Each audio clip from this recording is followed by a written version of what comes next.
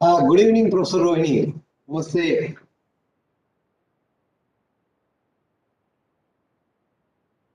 Good evening. Good evening. Madam, you are muted, Professor Rohini. Good evening. This is Okay, can you hear me now? Hello? We can hear you, madam. Yeah. Thank you. Okay. And Hello. already also joined. Good evening, sir. Good evening. So, very good evening, all those who have joined just now. I am Uma Maheshwar Rao, the Director NIT Rourkela. Professor Viva Mohan Reddy garu. Yes, sir. Namaskaram. I will introduce Namaskaram. after a few minutes. Namaste, madam. We have just one more to join, that is Professor Kamakoti. I think other than that, all other panel members have joined. We'll wait for a few more minutes.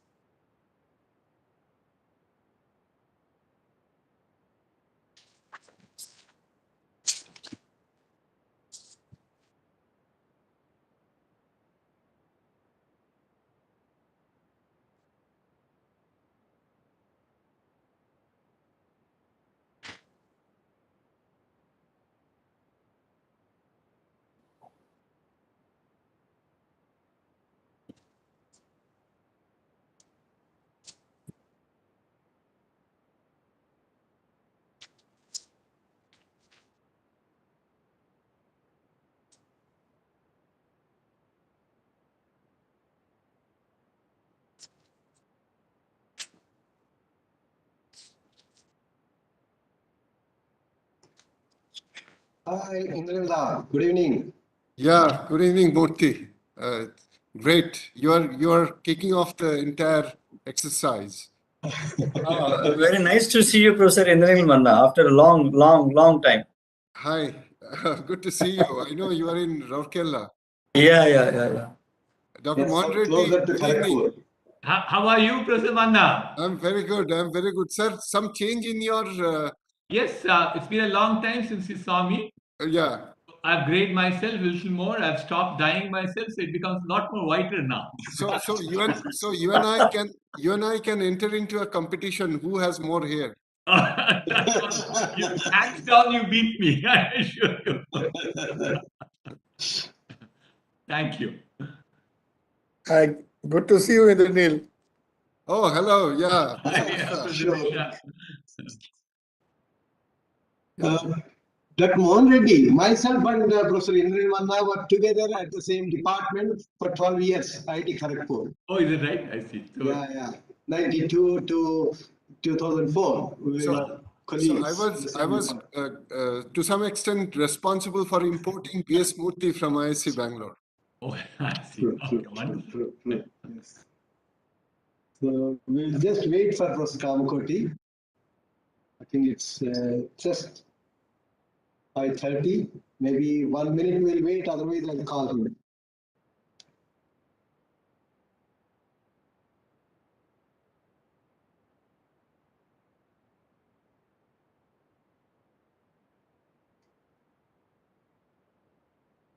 Oh, I didn't notice. Professor Godbole, good evening. Can you call? No, I was unmuted. Good evening. Good How are evening. you? Yeah, very nice. Long time. Yeah, that's right. I think it's a long time for many of us. Yeah. These 2 Hi, years Ashok, how have are you? been. I didn't see you till now. Good, Raini, how are you? I'm okay. Because we also have not, even if we are staying in the same city, we have not met each other for quite some time now. At least 2 years. Yeah. I'll give you a call. I've started going to ISC Yeah, we have now. spoken on phone, but we have not met.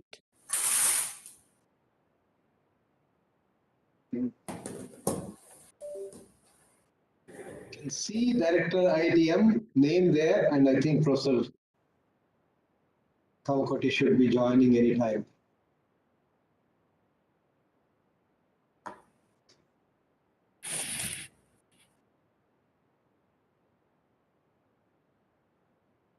So may I request Professor Murthy to get started off? I'm sure Professor Kamkoti will join us when he's Yeah, ready. maybe I think that's the best way. So good evening, friends. First of all, welcome to this thematic satellite panel discussion. All of you are aware that INEE is celebrating its foundation day on 20th of April this year. And as a part of the celebrations, INEE has decided that this year to spend a lot of time on discussing about NEP, which is something which has shaken the way we think about education to in a big way, both from the school education up to the higher education. And as a part of this discussion, they wanted all the aspects related to the NEP divided into a number of groups, 5 groups to begin with. And out of the 5 groups, we are one such group which is going to discuss today on 3 aspects. And these 3 aspects, I will just read them out in a few minutes. But before that, I would like to welcome the panelists of today, and I would like to introduce the panelists to the rest of the members and the audience who are present in today's meeting, and looking forward eagerly to listen to all the panelists. The panelists we have, starting with Professor Kamkoti. All of you are aware, he is the director of IIT Madras, has been with IIT Madras for many, many years. And we also know him as the man behind India's first indigenous microprocessor, the Shakti. Okay, so this is something we are aware of, very eminent scholar, and now the director of IIT Madras. Then we have Dr. Mohan Reddy, who has been leading industrialists and also has a lot of wonderful ideas about education. And I keep listening to him often, particularly because he has been with us at IIT Hyderabad for the last 10 years as the chairman of our board of governors. He's also chairman of BOT of IIT Roorkee, and he is the person who has founded SCIENT. All of you are aware, and Thank you. an industry which has been leading the country, one of the homegrown, and moved to the various countries and has become a name to reckon with.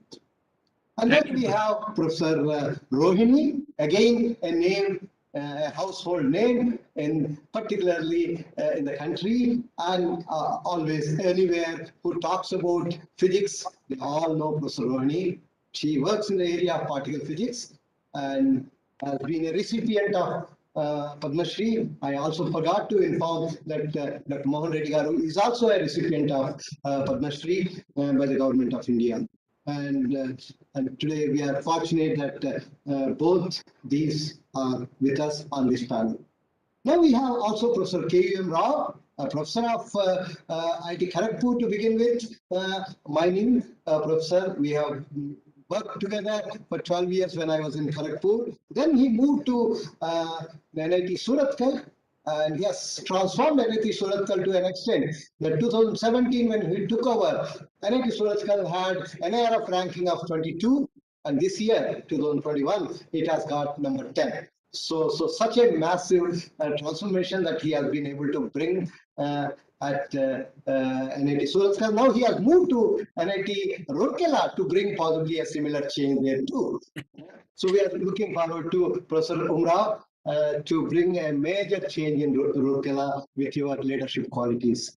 Then we also have Professor Kaniviran from IIIT Sri City. He is a professor from NIT Trichy in the management department. Has been, I think, in the whole of IIIT circles, the only name that we keep hearing a lot is about Professor Kaniviran. He's almost like a spokesperson of IIIT system. And we are very fortunate today. We also have Professor Kaniviran with us. Professor Kamkoti, you just joined. Thank you very much, sir. Thanks for joining us. I just introduced you in absentia without you being there. And thank you very much to all the panelists for joining. And just to tell you what this today's discussion is going to go around is on three major topics that are given by INE to the panel. First one is need for competent teaching faculty and infrastructure for offering truly multidisciplinary subjects, courses, and degree programs. And also a time frame to enhance budget outlay in education to 6% of GDP. I do not know how much of this is in our hands, but we can possibly discuss and give out our ideas on this aspect too. And particularly, I'm looking forward to two senior people, one in industry, one in academia, Professor Kamakoti and Dr. Mohan Reddy, to throw some light on this particular topic, if possible. Okay, and then the second and another very, very important topic given to us is how to make India Atma Nirbhar Bharat, okay, through engineering. A very, very important topic, and I'm sure we will have wonderful ideas coming out of this panel as we go along. And the third and another very, very important topic is ethics, integrity, and gender sensitivity, which is crucial in education, and particularly higher education. I'm particularly looking forward to Madam Rohini to speak her views on this particular aspect. So the way I have felt about and to organize this particular event today is that I will give about 5 minutes to each of the panel members to speak about their views on these three topics, okay, specifically. And then after we complete one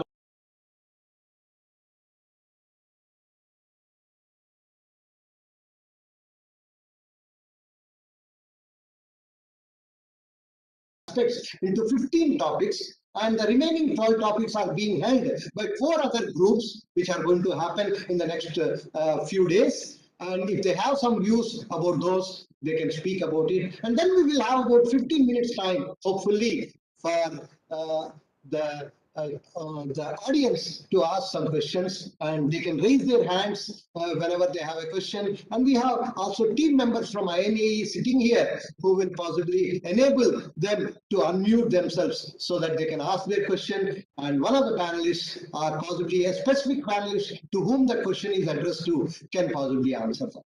I hope this gives you a clarity of how we are going to go about it. And I would possibly start with Dr. Mohan Reddy Garu. Would you like to start the discussion on the topic? 5 minutes to you, sir. Thank you, Mr. Murthy, and good evening to all of you. At the outset, let me also congratulate INAE for celebrating their Foundation Day on the 20th of April, and thank them for creating this panel for of eminent educationalists for commenting on some of the issues which are very important for future of this nation.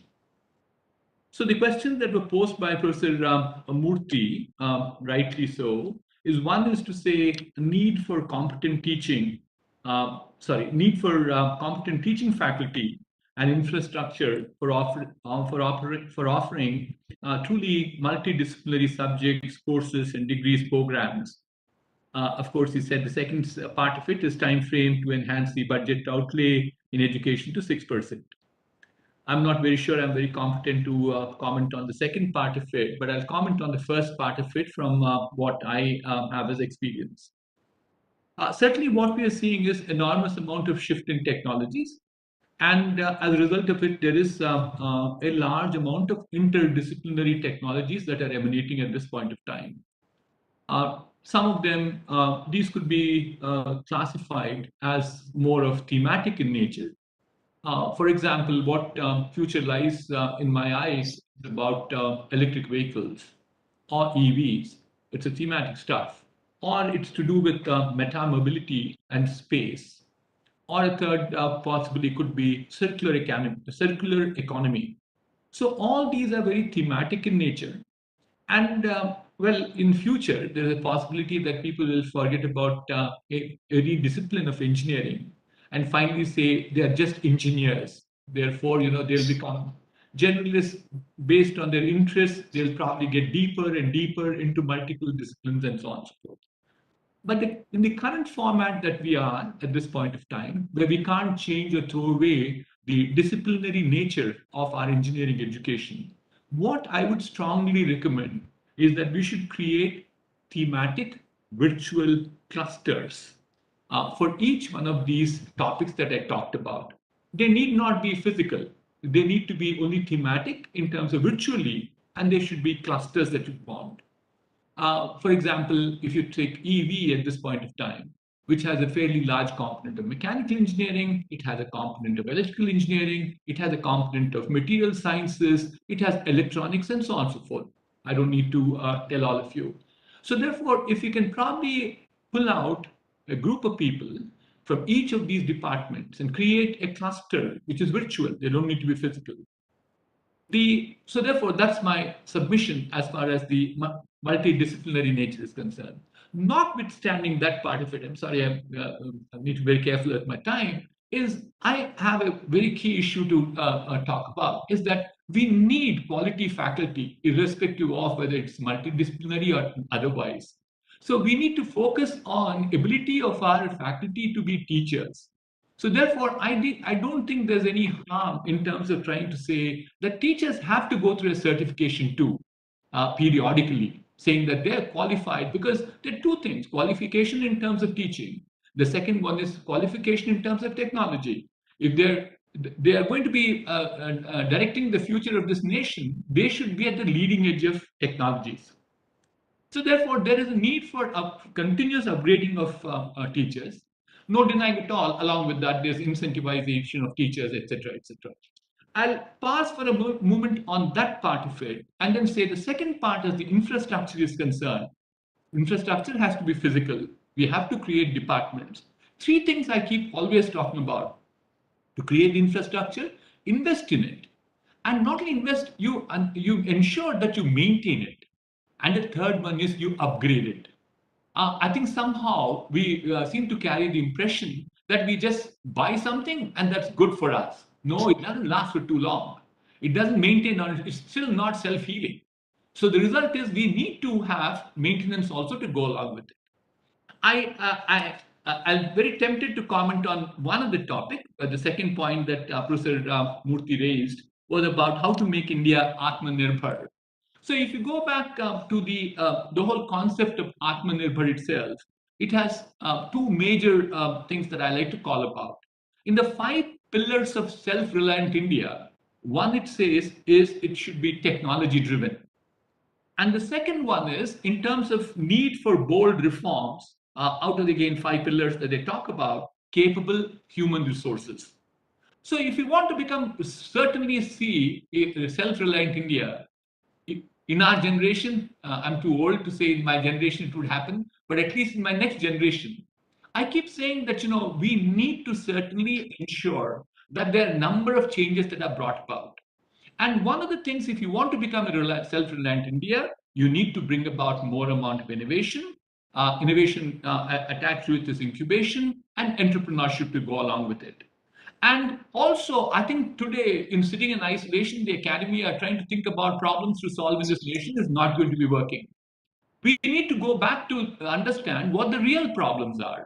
What are the problems on the ground at this point? What are the local problems? What are the social problems? Only then we will see the Atma Nirbhar Bharat.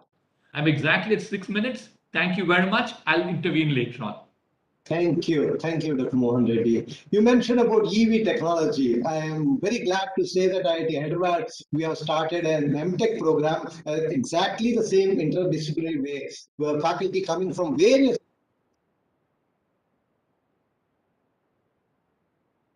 Professor Murthy, you're muted. So Murthy, we have lost your voice.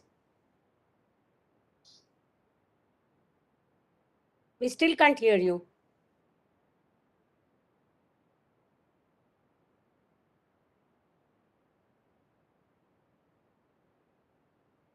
No.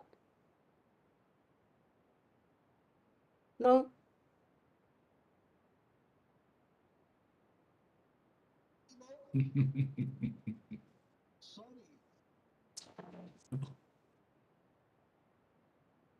Murthy, you may like to log in and log out and log in again.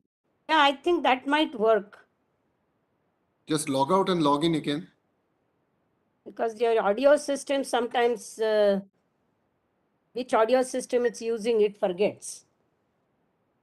In WebEx, there are always problems.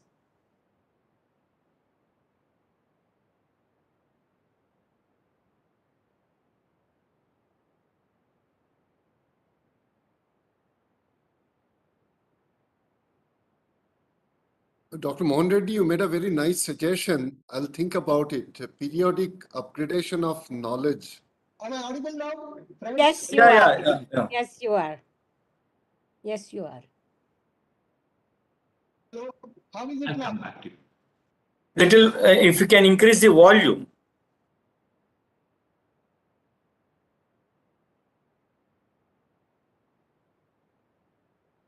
Am I audible?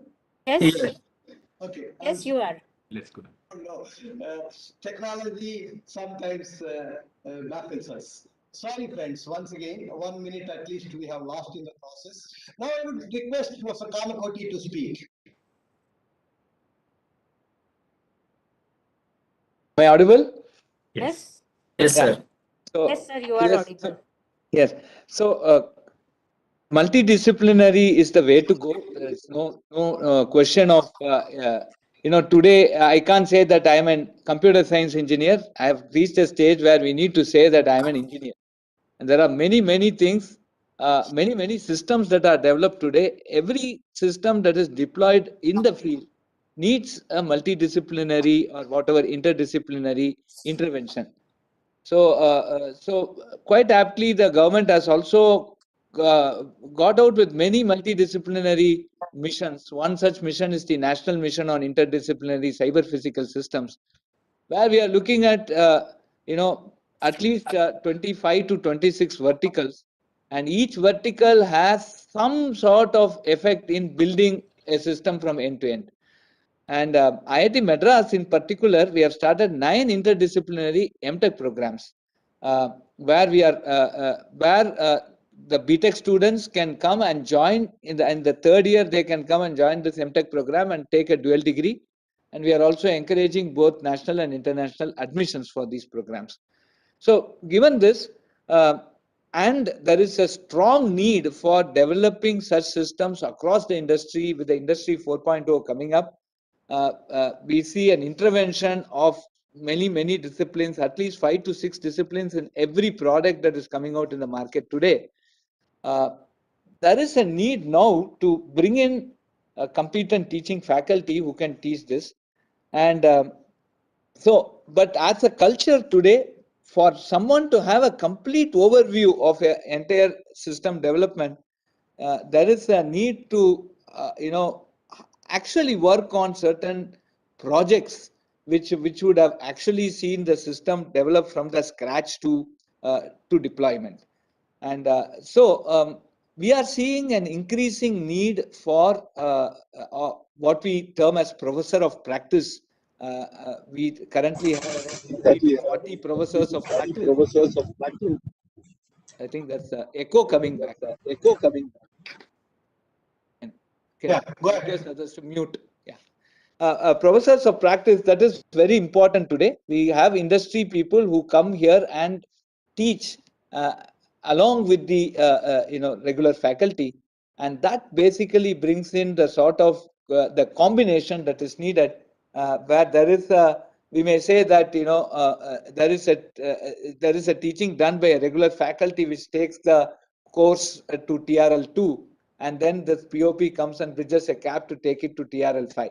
So this sort of an exposure is necessary, and so that is where the whole academia, in my opinion, is leading to. And we have many interdisciplinary topics today, and that is going to be of great importance. Now, coming to the other part of the GDP deployment of 6%, I think we need to become more and more, our outreach has to increase much to see that we have a 6% deployment of the GDP in the education sector. So there is now a growing interest on licensing technologies, and with the multidisciplinary sort of approach that we are taking, we will be landing up with very good patents. Some of the interesting examples wherein multiple IITs, IIT Kanpur, IIT Madras, IIT Hyderabad, IIT Bombay, we have involved in recent times, was the 5GI standard, which is which has now become international. I think these are some of the real big directions. Again, the 5GI was the standard for actually showing that was a completely multidisciplinary project involving at least 4 to 5 departments. I think that will be a big, our patents and our ideas, that will start playing a major role in the export part of the GDP, which will reduce our export minus import component in the GDP. And of course, there is going to be government spending, but we can't, with the number of institutes growing here, the government spending is almost going to be same for the institute, each institute, though the overall outlay may increase. But then there is a need for a very, very strong presence of industry inside industry investment into the higher education system, and that is going to be very crucial for the next generation sort of research. For example, today we would like to have a capacity building for a semiconductor electronics. We could set up a low-cost fab at $25 million, which is around, say, 200 crores. But the 200 crores has to come out from the industry, and so for this particular sector to develop, so there should be a private, yeah. Can you conclude now? In 1 minute, yes, sir. There needs to be a private investment that needs to be part of this, and that will come again with a very strong industry academia connect. So that will certainly take us to the 6% deployment of GDP. And if we start making certain industry relevant moves, and that is going to be multidisciplinary in nature. So this is the sort of connection that we have, and I think if a good concentration on this topic is very much necessary. Thank you. Thank you, Professor Kamkoti. You have rightly pointed out about professors of practice. I actually feel even the other reverse way is also very important. Faculty is spending time in industry. Okay, so that would also enhance this interaction, collaborations in a big way. And as you rightly pointed out, interdisciplinary PG programs. In fact, at IIT Hyderabad, we even started, other than about 7 interdisciplinary PG programs, even one interdisciplinary UG program we started. We call it as BTech in computational engineering. Okay, where chemical engineering, civil engineering, mechanical engineering faculty come together, and materials engineering and teach. This is, I feel, the way forward. Now let us listen to Professor Rohini. Professor Rohini, what are your views on these 3 topics? Any particular topic, if you want to talk on, I leave it to you. Okay, good evening, everybody. So let me first congratulate INAE, and since Dr. Manna is its president on the Foundation Day, let me also say that I am sort of the odd man out. Apart from the gender, obvious one, I am also not an engineer. So, but I think the issues that I would like to touch upon are not specific to engineering, but they're specific to what I would call STEM. And at least that's the part that I have chosen to right now here focus on. And there are actually, even there are 2-3 different aspects about ethics, about integrity, and gender sensitivity. And I think these are in itself, each one of these is a very, topic on which I can speak for hours. Any one of us can speak for hours. So I will choose to comment mainly on gender, but more than gender, I want to include more in a broader context, equity and inclusion. So in general, now in the STIP 2020, one of the major steps that Indian government has taken is that we have actually included a chapter on equity and inclusion as a separate chapter in the science, technology, innovation policy.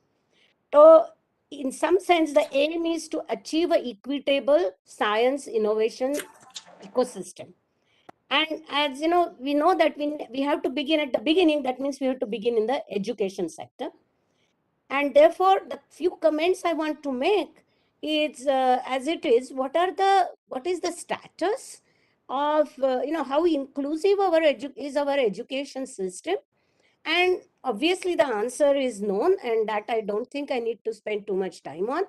But we really need to understand how can we aim for and strive for equity and inclusion in higher education. And here I want to actually first say that whenever we talk of, let it be gender or let it be any other type of inequity, and inequity, when we talk of equity and inclusion, we have to think of two separate issues. One is to facilitate inclusion for groups that are underrepresented in the processes of science, and then to facilitate equity for those groups where inclusion exists at some level. And gender is the case of the second case, namely there exists some form participation of women in STEM education and STEM processes, but we don't have equity yet.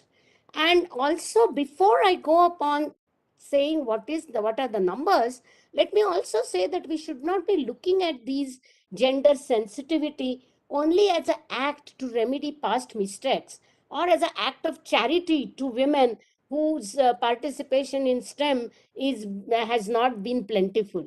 But I think we need to remember this, because that is what actually affects our response to the issues and the solutions that we implement and discuss. So the one point I want to make before I go on is diversity, let it be gender, let it be language, let it be anything, is intrinsically good for science, and it makes pragmatic sense and economic sense of achieving diversity, because that is finally the science, technology, innovations ecosystem becomes the beneficiary, because it adds to the dimensionality and the complexity of the STI ecosystem further. So let us first remember that bringing in, for example, gender equity or achieving gender equity is not to be done only with a sense of correcting a historical wrong, or not only to be done as a sort of charity to women.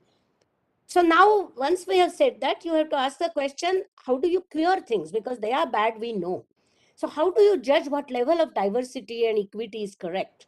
Is there a thing such as a correct level? And I would like to put here is that the lack of numerical representation is a symptom, and therefore we have to achieve numerical targets. But in the processes of achieving numerical targets, we must remember that that is necessary and not sufficient. And therefore, if we want to think about solutions to remove the inequity in education in STEM, we have to actually look at the reasons wherever there is a lack of equity. And that is where, in the context of women, I would like to actually say something, is that we have seen, I mean, if you go, for example, in India and look at numbers, the participation of women in studying science or even teaching science is not very low, but the number of women doing science and number of women in decision-making positions are the perceived, actually are their presence in the perceived prestigious of the institutions, actually then you can see begin to see an inequity. For example, there are these All India Survey on Higher Educations, which are wonderful documents from 2013 to now 2020. And if you look at that, you will see that in higher education, in almost all courses, PhD, MPhil, postgraduate, everywhere, you will find that, there is a reasonable percentage of women, about anywhere between 35 to 55. And then this is actually quite, funnily enough, one finds the same distribution across all social categories, and that is actually quite interesting. And that is the same gender split you find across all social categories. You do find a dependence on different, which state, which part of India you are in, because India is many countries in one. But if you just look at numbers and the enrollment ratios, you will find that it is increasing for women, it's increasing for SC, it's increasing for ST. In fact, from 2012 to 13, and today, this year, if you look, for females, the participation ratio has changed from 20% to 27.3%, general enrollment ratio. For SC, it has changed to 23.4%. For ST, it has changed to 18%. So numbers look very encouraging. Are we there yet? And the statement is that interpreting these numbers is very, very difficult and tricky. And there is a further breakup, which I want to tell you and end this my comment, is that if you look at, once I told you that the share of female students in higher education seems to be between 35 to 55% all over averaged. But if you look at institutions of national importance, and if you look at deemed university and then state private university, you find that in the institutions of national importance, you have 24.7% women students, whereas in the deemed university and the state private university, you have about 43%. Similarly, the gender ratio in faculty is quite skewed. At the institution's perceived level of importance increases, and as well as the position in the hierarchy increases, the gender fraction continues to decrease continuously from about 24% to 15%. Can you please conclude, madam, if you don't mind? And this is the point, and the fraction of women professors, directors, deans, VCs is also not equitable. So what I want to say is that when we are thinking of curing the situation, right now we seem to think that we should have programs to boost students in STEM program, boost gender fraction in among students. But I believe that there is more than that is necessary. Apart from having programs of DBT and DST to promote young women in science and their science careers, we need to actually think about how to change women's presence in decision-making positions and need to insist on that. And that is something STIP 2020 has made a very important recommendation, that there should be 30% women in decision-making positions across S&T ecosystem. I think that is important. There are many other specific policy recommendations that STIP 2020 has made, and I think we need to implement some of them in NEP, because NEP by itself does not talk about this particular issue. It talks about how to increase participation of women in education in general, and particularly the girl students, and how to take into account special needs of rural girls in rural areas. Those are all very Can you important. please conclude now? Yeah, but this is my last sentence, in fact. Thank you. So we are very happy, I think, you and me. That important thing is actually to think about increasing the number of women in leadership positions, and recognizing that women do have special needs in the early careers, which actually sets them back from time to time. So Thank this you, is madam. really the Thank major you point. very much. Wonderfully said. I do not deny any. In fact, your point saying that it should not be done by charity is the most important thing. It is the right, and I can happily at least say. I'm sorry, you are gone again. We are sorry.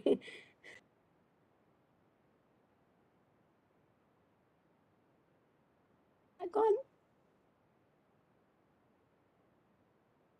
But I agree with you. Actually, not thinking of it as charity is the most important point of my my presentation. The remaining things are well known. No, Murthy, we can't hear you. Murthy, we Murthy, we still can't hear you. Yeah.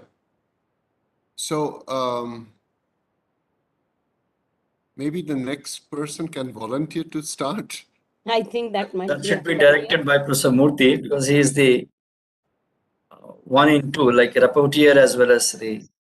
Can you hear me? Now we can hear you. Yeah. We can hear you. Go ahead. Very sorry. So now, thank you very much, madam. Just one point I wanted to just add, to say that 1/3 of our deans are women. Okay. Very good. So you are already on a good path. Correct. Thank you very much. We want to be on that good path. And now let me request Professor K.U.M. Rao, to continue the discussion about his points. Professor Rao, 5 minutes, please. Yeah, thank you very much, Professor Murthy. I'll try to be as quick as possible. I'll try to conclude within 5 minutes of the time. I only find that of the 3 topics, the need for competent teachers, infrastructure, and then multidisciplinary subjects, and then the time frame for the enhanced budget and 6% GDP and all, and the ethics, integrity, and gender sensitivity together will influence in building up a nation, which is Atma Nirbhar. This is my first statement about that one.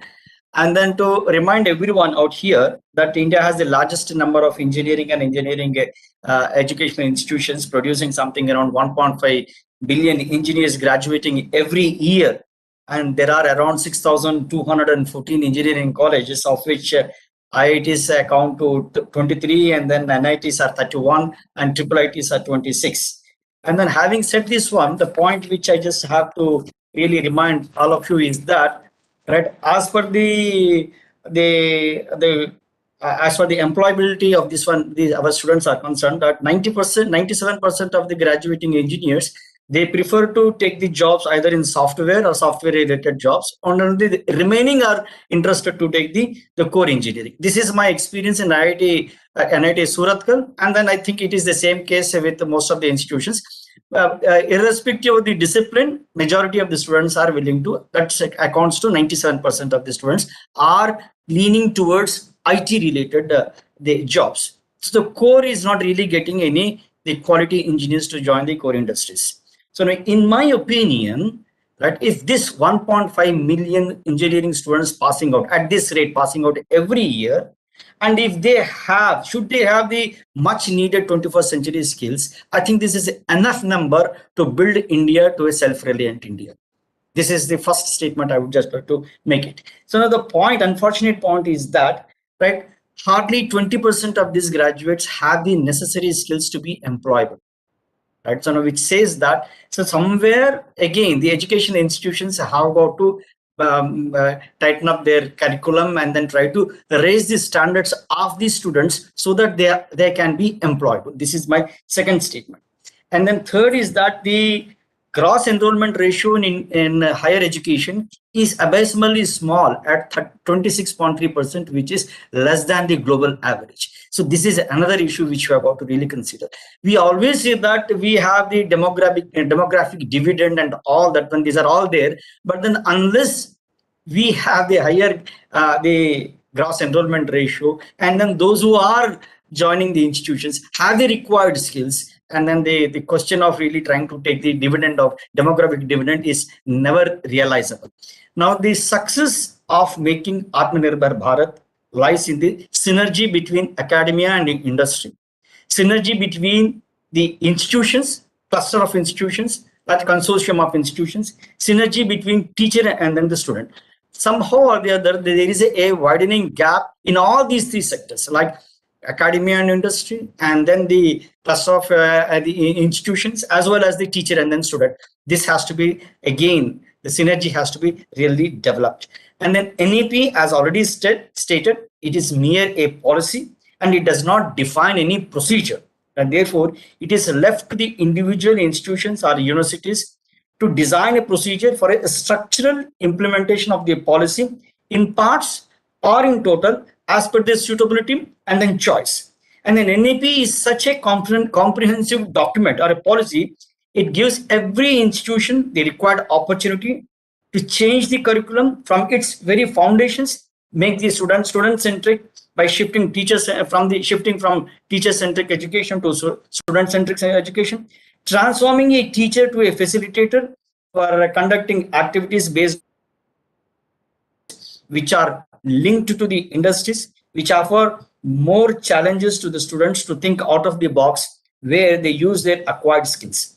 And in this one, I suggest that the compulsory industrial training from the very second year for the engineering students is a must, right? So now, can we really imagine a medical graduate without internship really becoming a competent doctor? We always really curse that engineering students are not employable, but then how much of our curriculum is having the scope for internship? They are gone are the days when we were having the 5 years engineering program. We used to have 6 months of industrial training. Even after graduating from the institutions, there used to be a PGPT, that's a training program, and there used to be graduate engineer training that is given by the industry. Only then, educational institutions only can give you holistic information and education required for the student. But then, specific to the industry's needs, right? These have to be acquired by the student by the opportunities given by the industry. This is the other thing which I would like to state, right? Last thing is that I say that today the teachers are not really given the sufficient scope to have the improve their research qualities by having a limited funding for the infrastructure development. Infrastructure, I mean not the buildings, but in the laboratories. So now it is a serious issue that a student, an engineering student, passing in 22 years and then doing 2 years MTech and then 5 years or 6 years PhD plus 3 years of postdoctoral fellowship and then having publications and patents, he starts his teaching career. Can we really call him this is an incompetent teacher? He is not an incompetent teacher. We have to give him enough opportunity to really hone the skills that he has acquired by providing quality research facilities so that he can carry on further. Thank you, Professor Murthy. I think I limited myself to 4 minutes only, not even 5 minutes. Very, very important points you have raised, Professor Rao. One is about employability. Many a times we talk that we have people who get engineering degree but not really engineers. So this is a point that you have raised. And again, the need for the faculty to be supported is another point that you have Yes. Thank you very much. And now let's go to Professor Kanabiran. Sorry, sir. Last but not the least, but we are waiting for to hear from you your views on these three topics, please. Okay, 1 second. Am I audible now? Yes, sir. Now we can hear you. Yeah. Good evening to all of you, distinguished speakers. I take it as a privilege to be part of all of you and the team. I got 2 points to speak. One on Atma Nirbhar Bharat through engineering. The other one is about teachers' competencies. I also looked at it from a short-term perspective and a slightly long-term perspective. My short-term is about 3 to 4 years, and long-term is about 6 to 8 years. Let me focus on how to make India Atma Nirbhar Bharat through engineering. And most of you spoke about this particular point, that the so-called demographic dividend that India has got, and which is also telling us that in the next 10 years, 15 years, 20 years, these graduates are going to be in the job market, they are going to look for opportunities, they are going to get mainstreamed in the society. But then have we really created opportunities for them? I'm not sure whether we have done that. So we need more job givers than job seekers today, which means, as 2 of you already said, innovation, ideation should be part of the teaching and part of the teaching learning processes. And focus on skilling. It's very important that we need to skill our graduates. So for example, today we have a lot of opportunities, particularly in the computer science area, on full stack development. Now, is our curriculum focusing on those full stack development skills and our graduates move out of our campuses? For example, we have tried looking at a track of 3 courses wherein the students get skills on full stack development. This is as an example. And it's also about upskilling. Now, there are a lot of new technologies. 45% of our IT workforce, I was told that they are not relevant to the current or emerging jobs. Now, how do we skill them? Now, it is very important, upskilling them. And there are people to be re-skilled because they have completely become irrelevant from the current technologies, and also cross-skilling. These are the main themes that we need to focus on the Atma Nirbhar Bharat context. Now, one of the important things that we missed as top institutions, IITs, NITs, IIITs, we always focus on the large companies, large industries. Today, we look at MSME group, which MSMEs today contribute 50% of our national industrial output.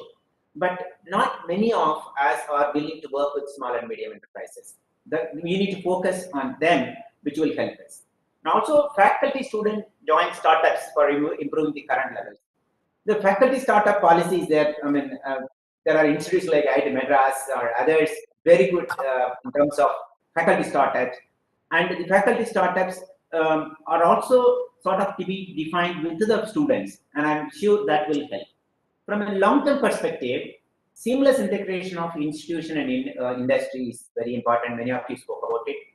It's about people moving from industry to academia, academia to industry, and about the processes that we have.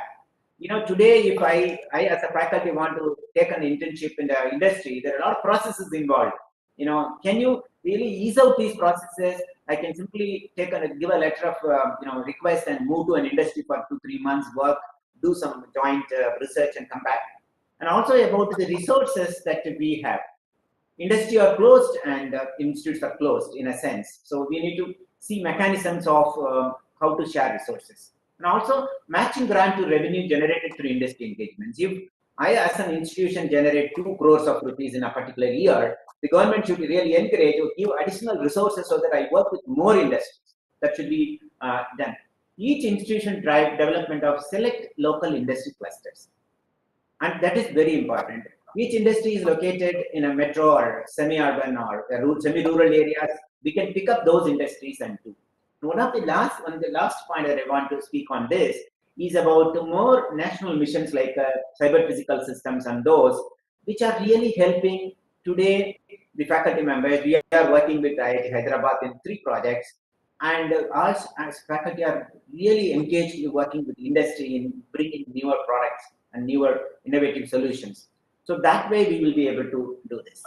I think I'm done, but if you give me 1 minute, I want to talk about the need for competent faculty. Only 2 points I'll talk about.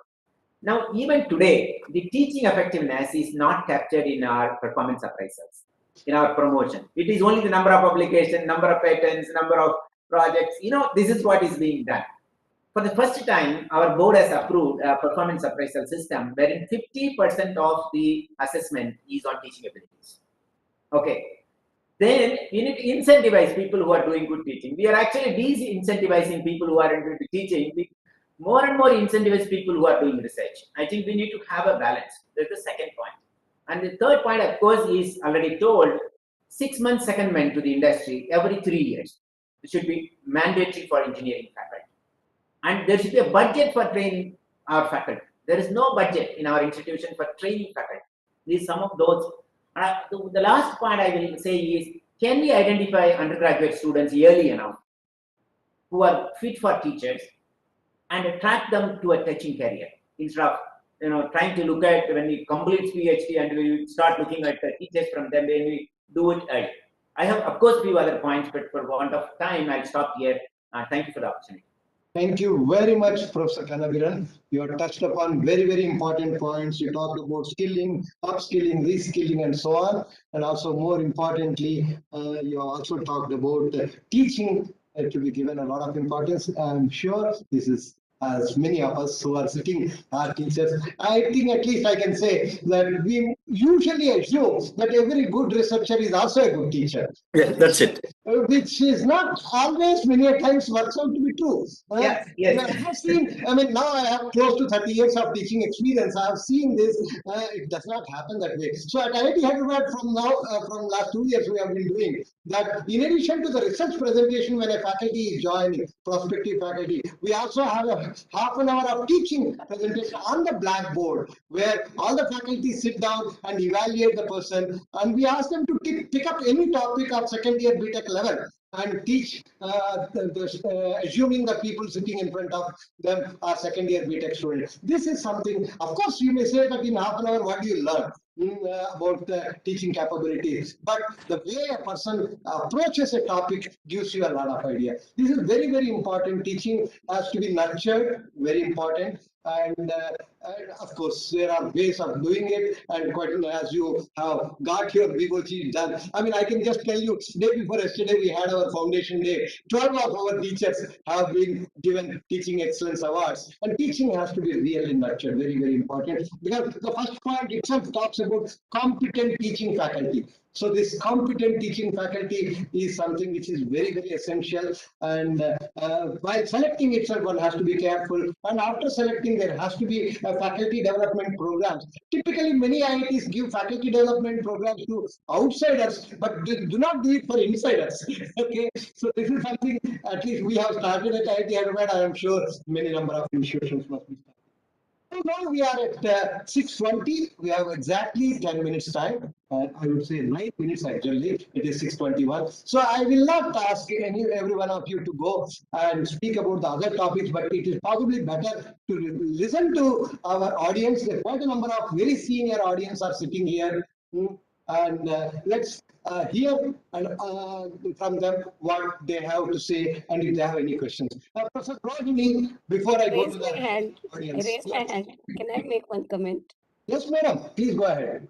This is, I have now listened to, there are very many very important and interesting thoughts that have been expressed. But I don't think any of you noticed that your typical engineer was being mentioned as a he. So I would like to request everybody that that is the first step, realizing, making us realize that not every engineer is a he. Yes. And this is not, this is, I know that this is inadvertent, but one of the points I wish to make, Sure, madam. Sure. we need to worry about, we need to internalize the fact that gender sensitivity is not just about holding a program and 1 hour talk, but gender sensitivity is inside us. When we think of an engineer, let us not think only of a man. Thank you, madam. Very important point. In a lighter sense, madam, in a lighter sense, he is part of the she. He is part of she. Yeah, excuse me, but I now I will be a little serious. I get this answer very time, but I think important it is not to, it's not a battle of words. I completely important agree. thing is to realize this really and internalize it. I completely agree with you, madam. Thank you very much for raising that point. Professor Paul, I see a hand raised. Can you speak out, please? If you can switch on your camera, that would be really great so that we can see you also. Otherwise, please go ahead. Good evening, Professor Murthy. Yes, sir. It was a very interesting discussion. I want to make a comment on Dr.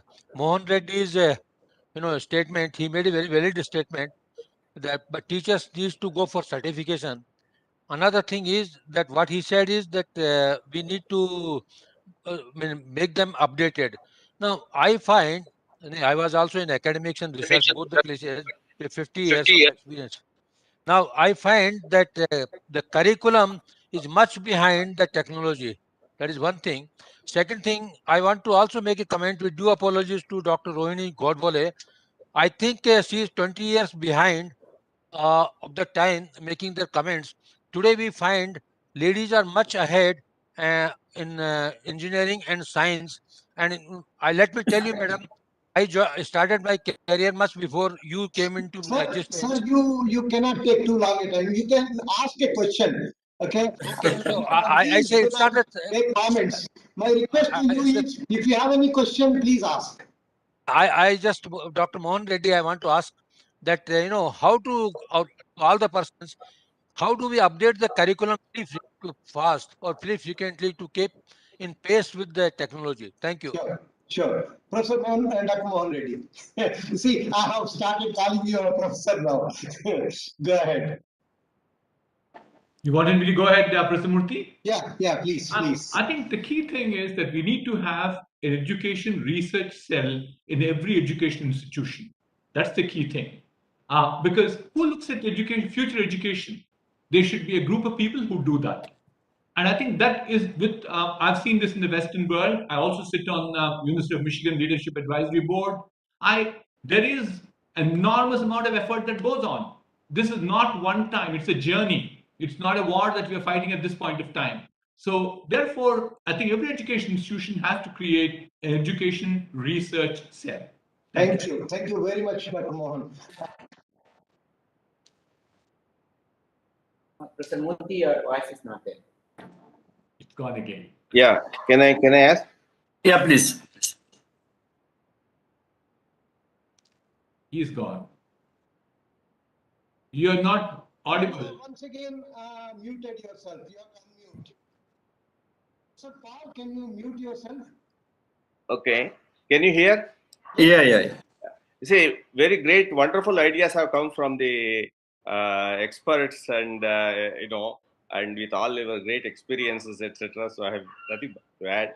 See, I gave a talk for 1.5 hours in the IIT Harvard INE last week on excellence of IIT system. And I had spent 42 years in IIT Delhi. I was the founder director of IIT Surathkal. And my experience. See, what I just have one thing is the role of the education must be to make them first good human beings, then good engineer, then good specialist engineer. Okay. Therefore, I think the ethics come in the first part, and already, for example, we have examples of IIT Delhi having a value education center doing a wonderful job. IIT Kharagpur has a center of excellence on Indian knowledge systems. IIT Kanpur, all these things are there. So only these have to be emulated. Number one. Okay. Number two is okay. Can I? Okay. Now, next thing is about the gender equality. They say, see what we need to have for all these things. So sort of remove the rigid rules for the mobility of faculty. Okay, I think that will. See, we had a faculty in IIT Delhi. She is a fellow of INIE. She's a fellow of IEEE. She is now an American. She's a woman, and she's a this thing. But she had difficulty in getting into IIT Hyderabad. Professor Murthy may know, but she is teaching a local college in Hyderabad. She's an outstanding teacher, outstanding researcher. So Professor Murthy, let's. What I feel is we need to make our our norms a little flexible, to do this. Now the one more point is the suggestion came, catch them young. So we must have a large army of teaching assistants, catch them young if you want to, because the quality teachers, you can't wait till age 30. Number one. Last but not the least is our student teacher ratio. Is pathetic in Indian institution compared to the so-called the best institution. If you go to QS ranking, last time I discovered they are less than 10 in most of the institutions. So even India, I think student teacher ratio should not be more than 10. That should be aimed at. Okay, and these are very, I know, difficult things, but these have to be taught. And then 6% GDP. I know they are tough chores, but implementation is critical. So I just wanted your comment about these factors and the problem of core engineering. How do you solve this problem? Because an industry has to chip in very actively to make core engineering attractive. Okay, so all these things, the role of industry. See, today's the industry gives a charity called CSR. It's not charity, but they must be stakeholders with a proper stake. Okay, so all these things, I just wanted your opinion. How do you make this happen? That's all. Some question now. Can you please go to Professor Ashok Mishra? Professor Ashok, please. Shall I come in? Yes, please come in. So I just want to make two very quick points. We're talking of thousands of colleges in India. If you set aside the IITs and NITs and so on, I feel that there is an absolute dearth of good leaders who are leading educational institutions. Yes. And I don't see NEP has addressed that at all. Once you have good leadership, sort of a lot of things will follow. The second comment, which Rohini will probably like, is that no country can progress without great science. If you see all the great countries in the world, their science is absolutely solid. And we have not addressed enough for taking our science forward. Sure. That's it. Thank you. Thank you very much, Professor Ashok. Any more comments from anyone else? Just maybe 1 or 2 minutes. Professor Mohan, Dr. Mohan, please. Thank you. I just want to make a quick comment. I can't leave a meeting of this nature without talking about entrepreneurship. I think that is something which is very critical for this nation. We talked about interdisciplinary, Atma Nirbhar, all that stuff. But ultimately, what we need is we're getting 10 million people in the streets of India every year, and we'll get them for 10 more years, given the demographic dividend that we have, which means there are 100 million job requirement. The only way that can happen is through entrepreneurship. So my strong submission to this forum through INAE is that every engineering college has to have a minor in entrepreneurship. And every student has to do that. So that I'm not saying all of them will become entrepreneurs. At least we'll create that entrepreneurial mindset. So therefore, that's one strong submission I have for this panel. Thank you. Thank you, Dr. Mohan. Very important point that I think strongly, I feel also Atma Nirbhar Bharat is possible to a large extent through the entrepreneurships being nurtured through our education system.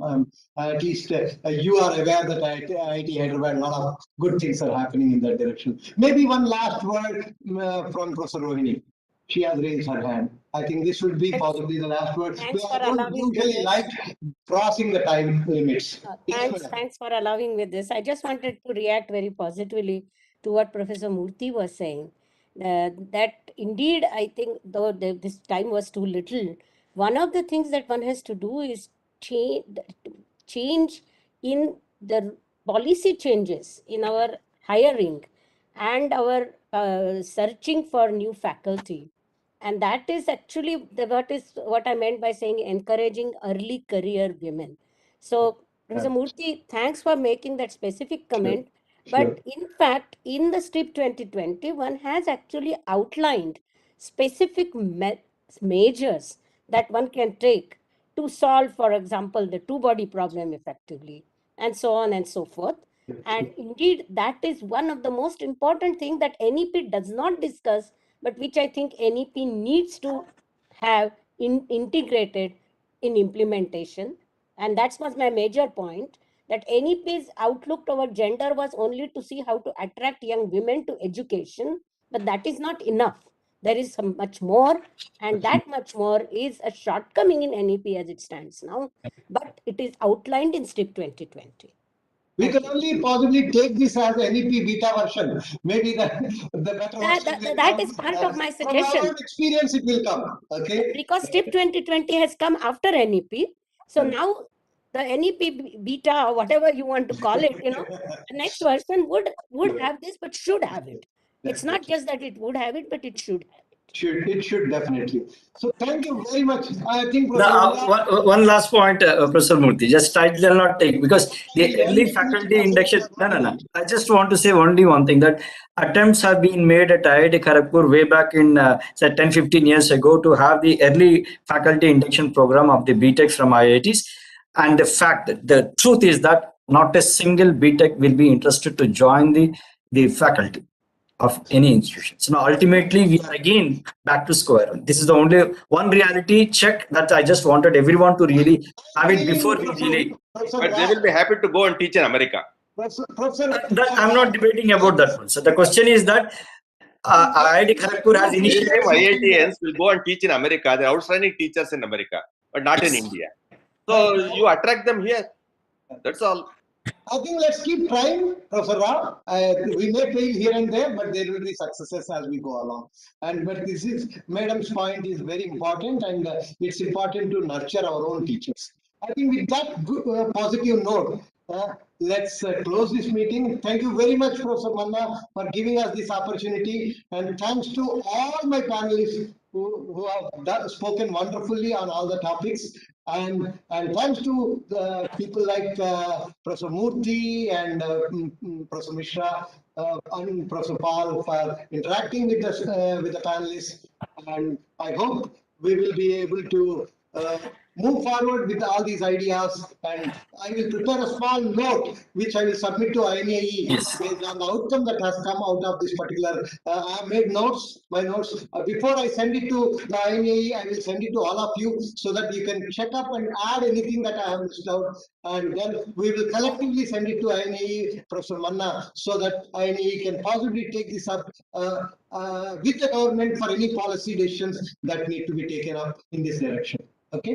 Thank you very much, friends. Wonderful. Thank you. Thank you to all of you. Thank you. Thanks to the very distinguished panel on behalf of INE. Thank you very much. Thank you, Professor Manna. Congratulations again. Thank you, Professor Manna. And as I said, once again, best wishes for the Foundation Day to INE. Thank you very much. Thank you. Bye. See you then.